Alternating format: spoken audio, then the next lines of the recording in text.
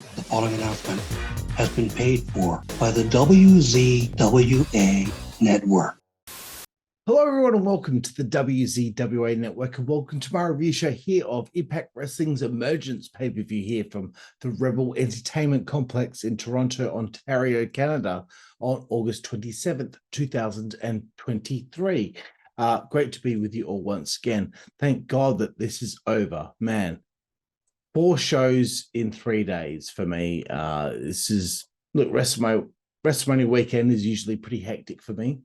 But this weekend, I've had a lot of other things going on in my life. When it gets to WrestleMania weekend, I usually clear all that stuff out, make it aware to everyone who's connected to me that I am uncontactable during that time. So to have, 3 shows with NWA having night 1 and night 2 as well, to have 3 shows in, 4 shows in 3 days is a little bit much, especially when 3 of them are on the same day, and I've tried my best. But hey, here we are with the review. Let's kick on with the pre-show here, the countdown to Emergence. Alan Angels takes on Mike Bailey to start off the proceedings, and this is when I found out that Angels left the design. I have a beer, excuse me. That's sick. So now I've got my answers. I did watch Impact Wrestling this previous week, before the pay-per-view, the go-home show, I guess you would say, and I felt like I was brought up to speed on a lot of things, but there were a few things that, I guess, a few angles that weren't on the show that were leading into this. But you know what? I'm going to keep going with it. So for the next few weeks, I will be reviewing Impact Wrestling on our Patreon. But Impact 1000, the 1000th episode of Impact, will be on our actual channel. Let's keep going. I really feel like it won't be long before Mike Bailey gets signed to a major organization. Not saying Impact is not major, but I mean AEW or WWE. There was a neck breaker off the ring apron by Angels on Bailey that was rough, as these two were going for it here on the pre-show, the countdown to Emergence. Angels, I think, you know what? I was like, he should win this because that would be a surprise and good for him. You know what? I was noticing that in the venue, the lighting was very different than usual, and I was kind of digging it. I was into it. I never understood that spot, though, where people's heads get tucked under the turnbuckle. So they put them onto the turnbuckle, facing the turnbuckle. The feet are on the second ropes, and then they tuck the guy's head in, and his arms are out like this. Like, why doesn't he just do that? Why doesn't he just do that? They do it all the time. They seem to do a lot in Impact. I don't know what. I don't like the spot, okay? I'm realistic. There was a great lariat that Angels hit on Bailey. He just turned him inside out. It was amazing. But I really thought that Angels put in such a great effort here. And I was like, really? Come on, give him the win. Give him the win. But no, Mike Bailey ended up getting the win after a lot of great kicks to the skull, followed by the Ultimo weapon to the spine on the pan, not the pine. Knees are not pine. But anyway, Mike Bailey ended up beating Angels. Let's move forward. I like the fit. I like the what? I like the fact that Trinity there was a shot of her walking backstage. She's walking as Tom Hannafin saying, and here tonight, this is what's going to take place. Like, they did one of them, though. Do another 15, 10-second things. Doesn't need to be everyone walking backstage, but like someone arriving to the building, this and that. The universe needs to be opened up for everyone that is watching the show. Again, E for effort. Let's finish off this countdown to Emergence. The Good Hands take on Yuya, Uemura, and Joe Hendry, a new tag team that's been put together here in Impact. This is how you make Yuya interesting. Before, he's just a Japanese wrestler who wrestles Japanese wrestling style, strong style, whatever you want to call it. But what did he have? What attributes did he have that made you think that he was interesting? Nothing really. Fantastic wrestler. Let's Let's not doubt that at all, because Yuya has been very good in the ring, but a lot of wrestlers need more than that. Okay, let's think about it. Japanese pro wrestlers over the history of major organizations or slightly major organizations like Impact. When have they been the most interesting, these Japanese wrestlers? Think about it. In NJPW, New Japan, of course, this is their thing. Okay, they're the mainstays there. That's how it works, right? But in these American companies, what has made them interesting? What has made them get over? By being put into a situation that is a little bit more unlikely than usual, right? Remember Tajiri, right? I used to have an argument with a friend of mine, Michael. And Michael used to say that Shinsuke Nakamura is the most successful and most over Japanese wrestler in WWE history. And I'm like, whoa, whoa, whoa, whoa. And this is before he was on the main roster. And I'm like, oh, dude, Tajiri showed range. Tajiri was over. Tajiri with William Regal, with or without him, he was over on the main roster. He showed so many sides of himself and showed that he was able to get himself over with that American audience, which is the main audience, let's be honest. Yes, there is the international thing, but let's be honest, Tajiri nailed it back then. Okay, US champ, tag team champ, everyone knew who Tajiri was. Okay, let's be honest, Funaki and Taka Michinoku might be more over than what Nakamura is. And it's nothing against Nakamura, but they were on TV during the biggest height of pro wrestling. Let's just get back to this match, though. This is how you make Yuya interesting, by making him show some personality. It can't just be about the wrestling. And I'm liking it. Him and Hendry, Joya, fantastic stuff. Love the dancing that they did during their entrance. So, good little match. You know what? Actually, before the match even began, there was a holy shit chant after they were done with their entrance. I really like that. Yuya, you know what? He did a sunset flip. And as he did a sunset flip and he was going for the pin and he had the guy's shoulders across here, he's running on the spot, because that's what you would do. You're trying to force them to be pinned. I think that's the first time I've ever seen that. I don't know if it's ever happened before in front of my eyes and I never noticed it. But honestly, I thought, wow, he's running into the pin. That was really interesting.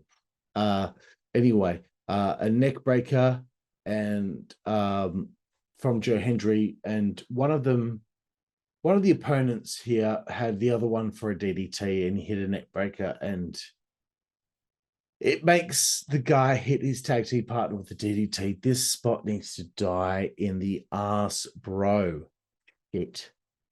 What a great finisher for Joya, though. Press slam into a cutter. Very cool. Let's move forward into the pay-per-view, bitch. Deonna with Big Con at ringside takes on Eric Young. This is the explosion of Violent by Design, and the design, Deonna's thing, Deonna's bag. I just wish Joe Doring could show up to back up Eric, but I understand with his brain cancer and such. I'm sure they've reached out to him, but they found out he's not ready yet. But because what a great thing to do, wouldn't it? It makes so much sense. You think about it. Okay, wouldn't it be great to have Eric be backed up by Joe here and make it a real explosion with Violent by Design? But clearly, he's not ready. I'm positive that they would have reached out. I really felt Deonna should have got the win here, and I think the angle should have gone to Victory Road, to Bound for Glory, and have that blow off at the big show, because you need to prolong stories that actually have some sort of like, I don't know, just there's so much stuff that's happened before. So you have all this content that's taken place over these last few years. You have all that stuff. So that means if you've got that stuff, then you use that stuff to prolong things so you can hopefully make more money from it. Oh, I want to go see at Victory Road, Eric Young and Deonna have a rematch. I want to see them wrestle at Bound for Glory in a whatever Monsters Ball match.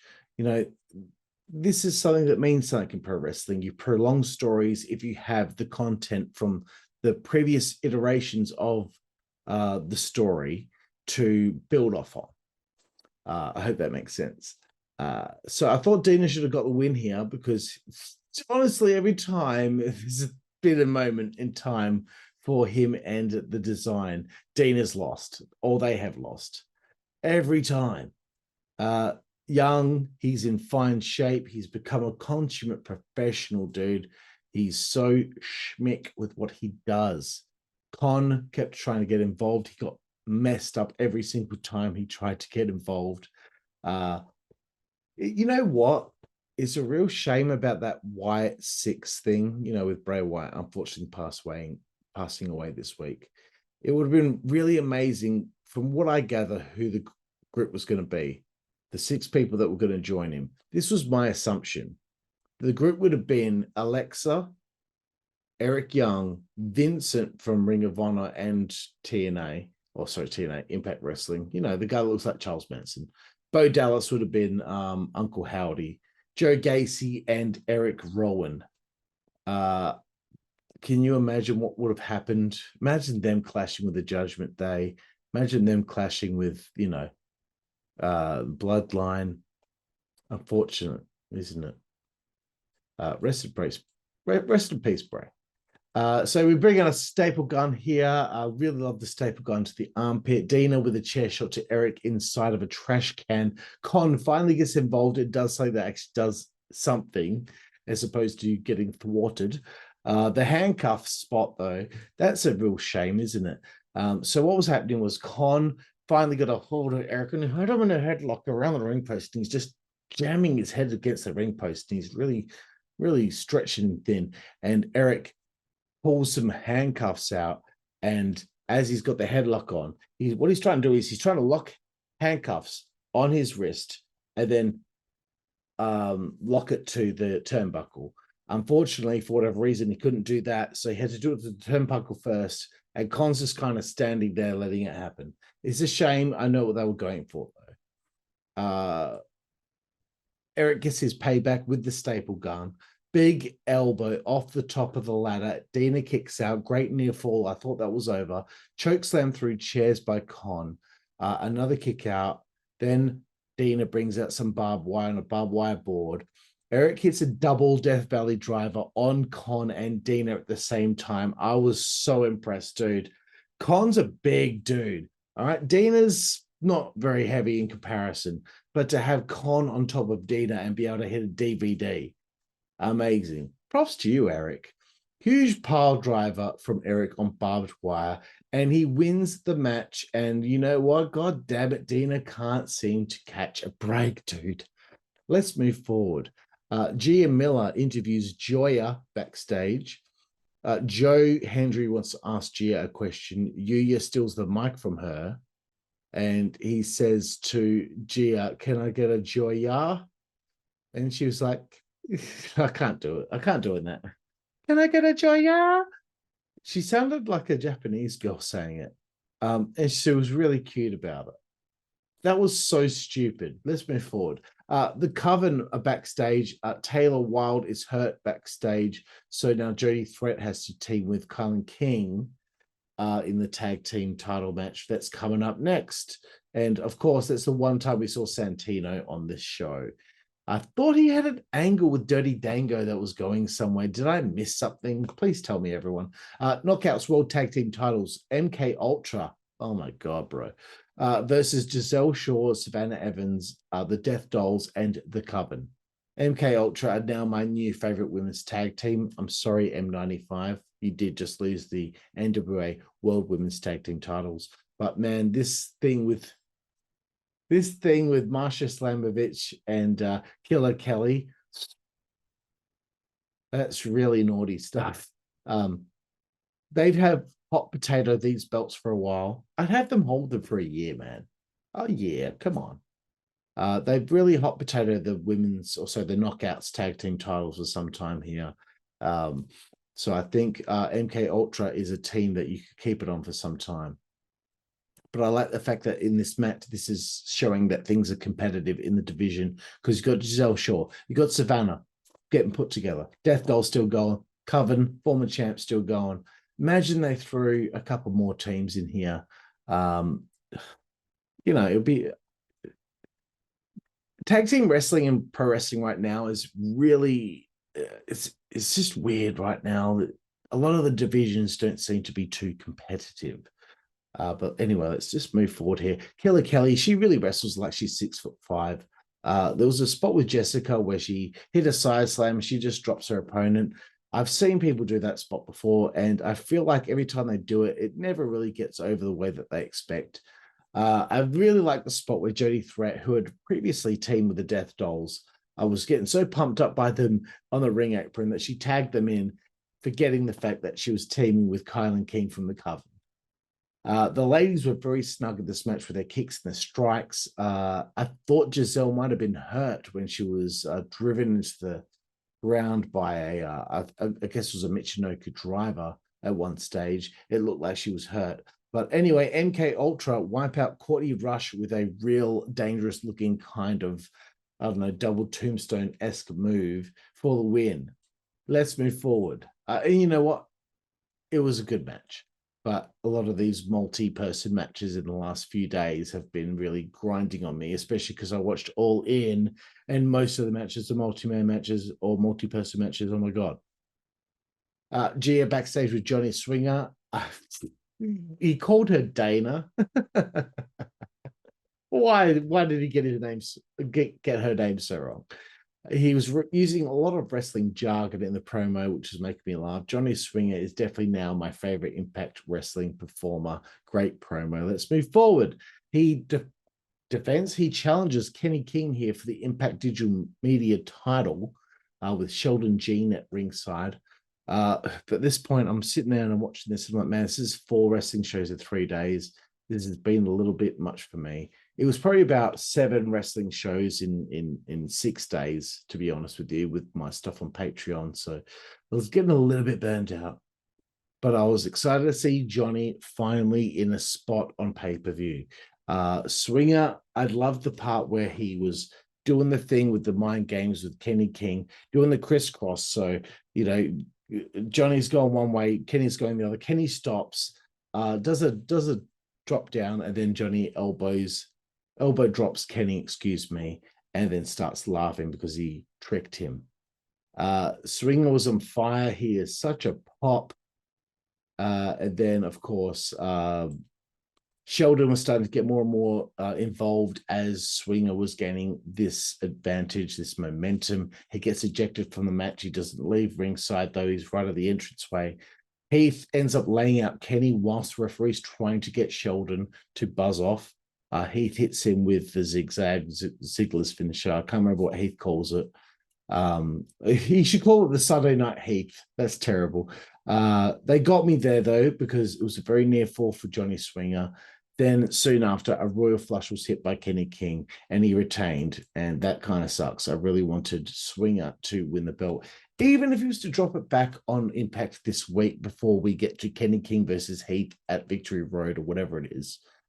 As this is all taking place after the match, Swinger's being seen to by everyone, and then Tommy Dreamer was there, and Kenny King kicked Dreamer in the head whilst he was looking at Johnny Swinger, and Sheldon was holding back 5 people by just standing in front of them, which is stupid. Don't do stuff like that, guys. But now I'm thinking, well, is he against Heath or is he against Tommy Dreamer at Victory Road? Who knows? It's good to keep mystery in the air because it makes things interesting. Let's move forward. Impact World Tag Team titles, Subculture, the champions defending against the Rascalz. You can see right here, right now, as I've been asking for the last few pay-per-view reviews, they are forming all these teams now and rebuilding the division because I felt like the division needed to be rebuilt because a lot of the teams that defined what the division was about are now gone. MCMG, there be more singles wrestlers now. Good Brothers are gone. What they had before is now changed, and I can see the effort, E for effort. They've got Trey he was in the X division. Now he's reformed the Rascalz. Joe Hendry has started his team with Yuya Uemura. So this is good. I think it's good. And hopefully within the next few months, we will see a real defined division once again in Impact Wrestling. Despite me saying this was hard for me to get into. I did watch Impact again last week, and I will this week too, but there was no story on that show about this match, so there's no heat on it for me. I couldn't wait for it to end, to be honest. There's nothing against the performers. They really did a good job. Another idea I had, after Con is done with Deonna with the design, bring in another big boy and throw him in the tag division. We need some big man tag teams because this appeared to be a match for the X Division tag team titles. There's got to be some big dudes out there that are ready to come in here and destroy these little dudes. Come on. It's a shame that Morrissey's gone, because imagine Con and Morrissey, Big Bill from AEW. Imagine them as a team. Shit. So yeah, they were trying hard, but it didn't mean much to me because the tag division needs a heated angle. I'm not feeling it. It was too neatly choreographed in unison. I understand that the fans in attendance were loving it. It's impressive, but not for me. I kept pausing it. The ABC came out, the Good Hands ended up getting involved as well. I'm like, where's security, mate? Where's fucking security? If this were real, where's security? Webster ended up beating, or nearly beating, Miguel at one stage with his swanton. Excuse me, I just burped like 7 times then whilst I was trying to talk. Danny Luna, the valet, I just hiccuped. I'm tired and I had a lot to eat earlier. Danny Luna, who is the valet for the Subculture, she did a great dive to the outside onto the people that were interviewing, but unfortunately for them, the Rascalz got their proverbial SHIT together, and there was a stomp into a burning hammer, and we get new champs. Wonderful. Let's see where it goes from here. But at the end of the day, story, character, all that means more than just specky moves. We learned that from NJF and Adam Cole being the best match on All In. We've learned that from every single main event that Roman Reigns and the Bloodline have been in for the last year. Story makes matches way more easier to be invested in. It is a fact. It is a cold, hard fact. You cannot deny it. No matter what kind of wrestling fan you are, if there is a good story behind it and the heat is there, it means something. If it's the same thing you see over and over again, where people are just hitting really impressive moves, moves are moves. Moves for moves' sake are moves for moves' sake. Story makes those moves mean more because you know what is behind those moves, the motivation behind those moves. Jesus H. Christ, let's keep moving forward. Back to school match, Eddie Edwards versus Kazarian. Ooh, we get a little bit of a cinematic match here. This is something different. Thank you, Impact Wrestling, for cleaning the palate for me. We need palate cleansers on wrestling shows.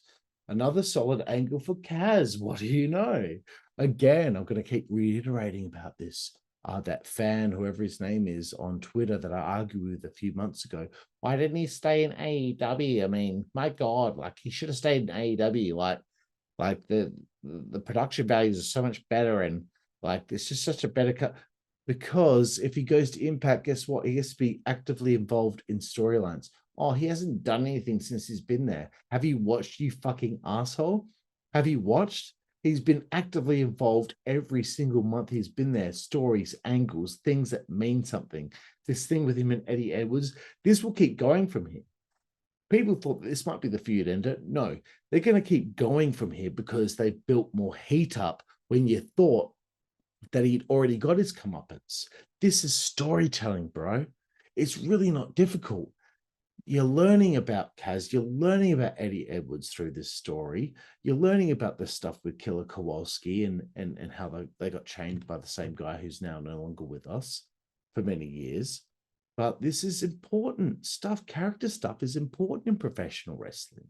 Learning about people. When things happen to people, it changes them as a person.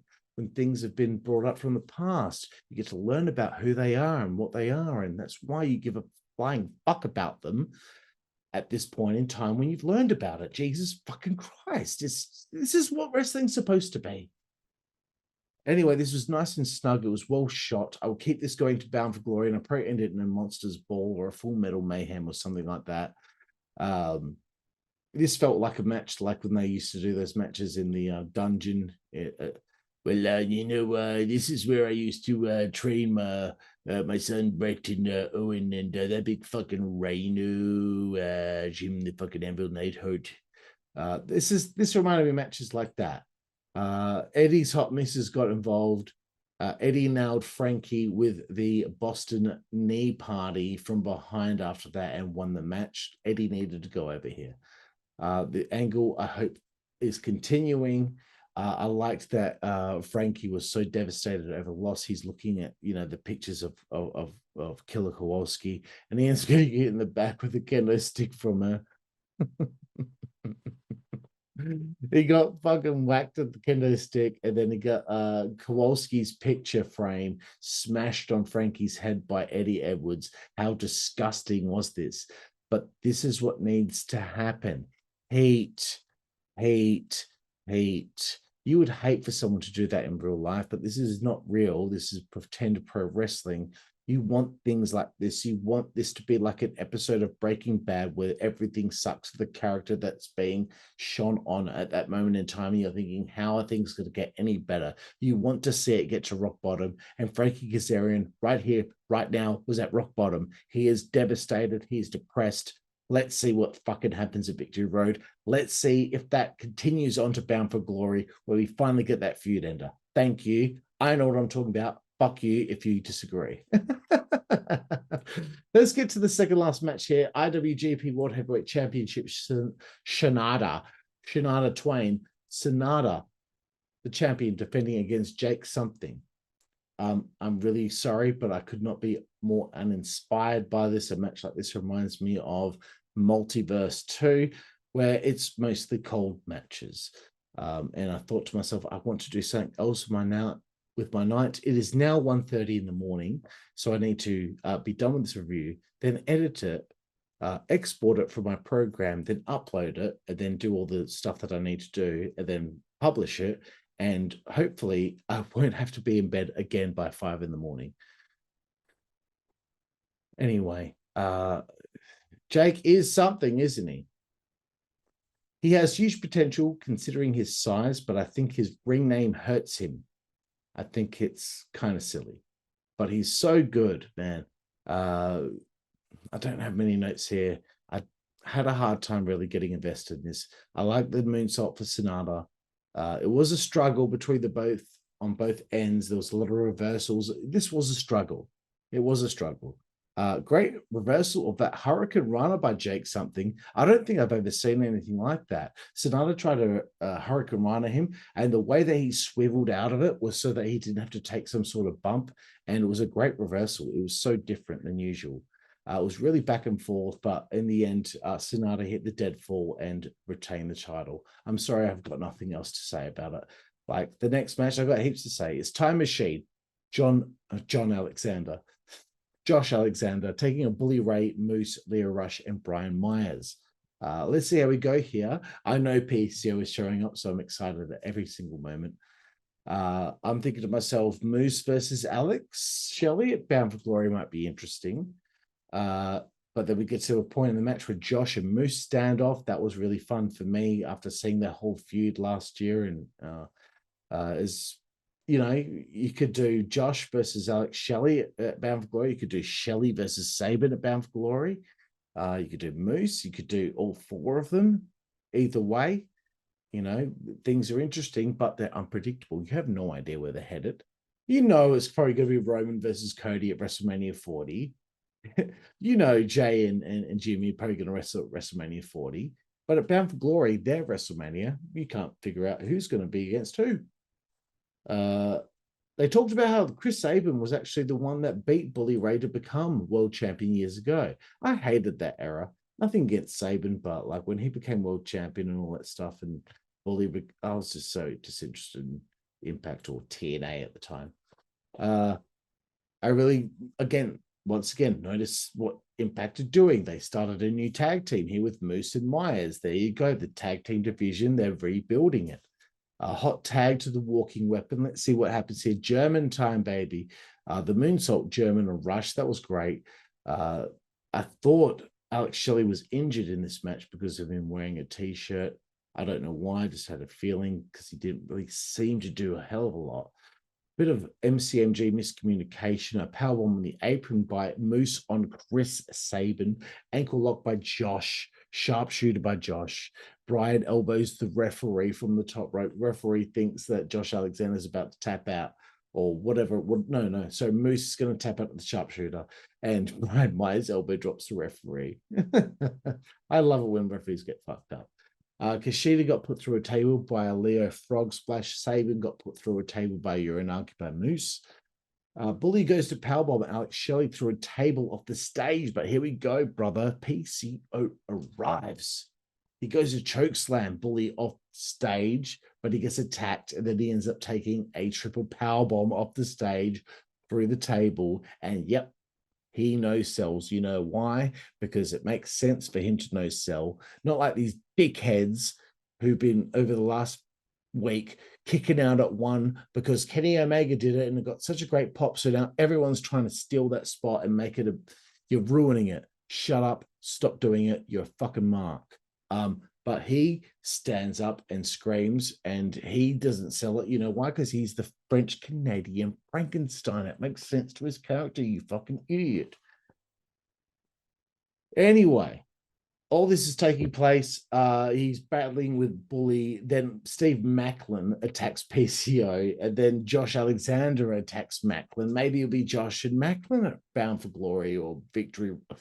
Who knows? They've got so many different things going on, so many people who are angry at each other. Things are blending in. This guy hates this guy, but this guy also hates this guy. This is what it was like in the Attitude Era. This is what I liked about wrestling.